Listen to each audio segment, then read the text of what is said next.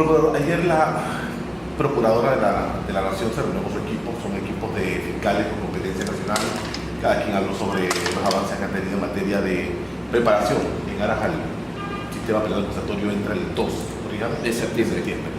Pero en eso cada quien rindió informes. La fiscal Tani Sterling es la coordinadora tengo entendido, de todos los fiscales anticorrupción, de 4 fiscalías que rindió informes. Había dado cuenta de que son al menos 120 millones de dólares entre dinero efectivo y bienes. Habló de 75 procesados, habló de que el 80% ya está ante los juzgados con petición de juicio. Sin embargo, la gente sigue cuestionando los sectores, las medidas cautelares que dictan estos fiscales. A juicio del procurador, ¿esto procede estos tipos de cuestionamientos?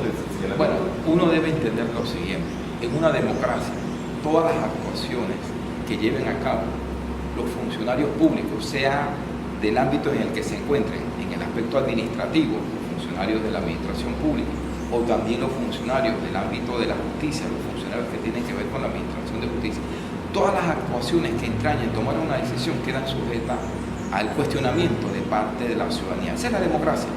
Ahora bien, lo que también debe entender la ciudadanía es que cuando un fiscal, cuando un juez toma una decisión, la hace en base al conocimiento de los hechos que tiene y en aplicación de la ley lo que le establece. Eso es como cuando uno va a un médico. Cuando yo voy al médico, yo no voy a decir al médico cómo él tiene que abordar mi tema.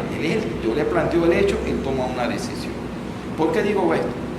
Porque si bien la ciudadanía pueda cuestionar el que en un caso, un fiscal, un juez, considere que una persona, en vez de estar detenida, le va a aplicar una medida cautelar distinta, menos grave, el impedimento de salir del país, por ejemplo, no significa que esa persona ya es inocente. Lo que le está diciendo es: mientras conocemos de tu causa, mientras llevemos a cabo la investigación, mientras tomemos la decisión, te llamamos a juicio o no, o habiéndote llamado a juicio, mientras te juzguemos, en vez que estés en una celda, en una cárcel, yo te voy a aplicar otra medida. Eso es lo que significa la aplicación de estas medidas cautelares. Además, hay que tomar en cuenta lo siguiente: lo que pasa es que cuando ocurren los casos mediáticos, pareciera que esos son los únicos casos que conocen la Fiscalía y los juzgados.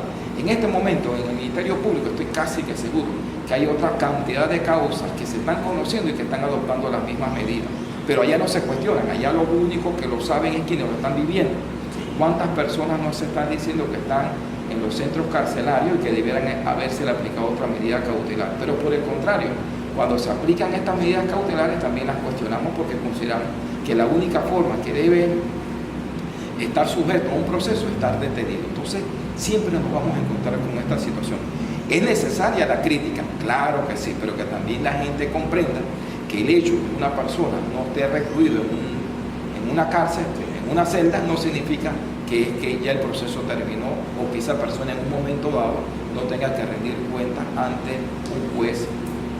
¿El componente mediático también catapulta un poquito más esto, o existe un poquito más? Claro que sí, porque no, acordemos que quienes están al frente de la fiscalía y de los juzgados son personas, y que en una forma u otra también pueden y tienen que tener presente, hombre, lo que se está manejando en la opinión pública, pero no para que tome las decisiones en base a lo que quiere la ciudadanía, sino en base a lo que ellos están conociendo. Un juez, un fiscal no debe ser tan osado de tomar medidas descabelladas, que sí lo expone, pero tampoco ser tan timorato de que no tome una medida porque allá afuera lo van a cuestionar. Tiene que actuar en base a su conocimiento, en base a lo que conoce de un hecho en concreto, pero también basado en principios éticos.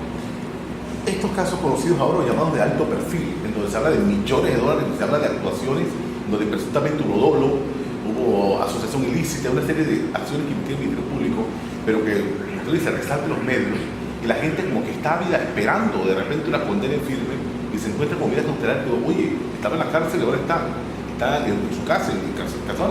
Es que también, acabo de decir, si una persona, cuando comienza una investigación, se le aplica la medida más severa, que es la detención preventiva, porque se considera que él puede afectar en cuanto a las pruebas que hay que recabar. Si ya yo recabo y se han recabado todas las pruebas, ¿qué justifica que yo lo mantenga detenido?